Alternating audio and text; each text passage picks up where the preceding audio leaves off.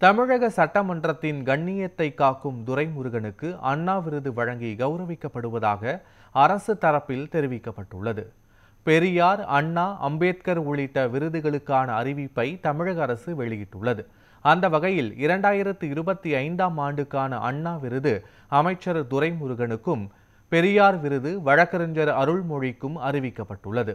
அம்பேத்கர் விருது விசிக பொதுச் செயலாளர் சிந்தனை செல்வனுக்கும், காமராஜர் விருது தேசிய ஒருமைப்பாட்டு பேரவையின் தலைவர் SM இதயதுல்லாவுக்கும், கவிஞர் நெல்லை ஜெயந்தாவுக்கும் மகாகவி பாரதியார் விருது அறிவிக்கப்பட்டுள்ளது.